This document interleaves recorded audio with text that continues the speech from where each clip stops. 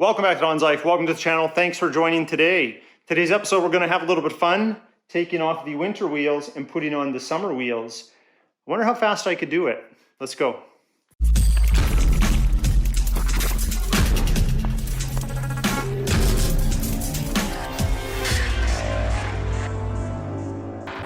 All right, the snow is melted. We got to put these on. I thought, why not make a fun little video, see how fast I can do it. We got our tools ready to go. You need this adapter with a lot of BMWs to jack it up properly. This is imperative to have. This is a guide that goes into one of your lug bolt sections here, and then you can slide the wheel across this so we don't hit our giant caliper and so we don't damage the carbon ceramic rotors. That would be bad.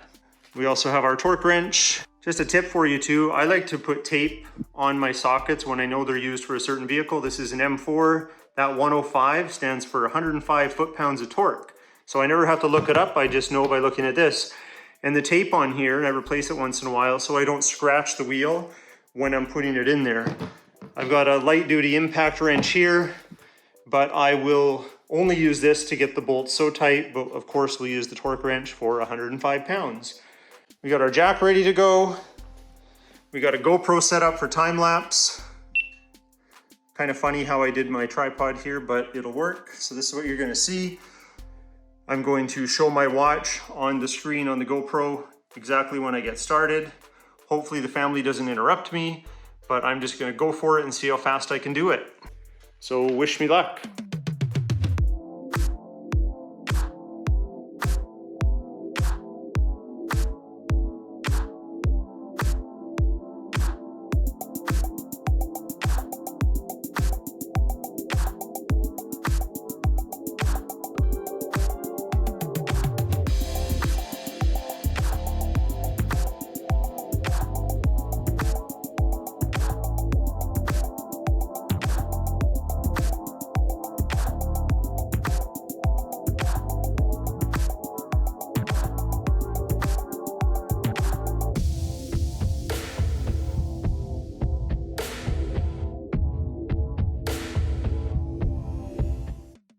We did it. We did it in 11 minutes. I bet you I could get it down to 10.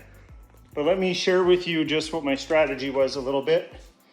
I fumbled at the beginning with the jack on the other side because this has to line up with one of these notches. So that slowed me down probably 20 seconds.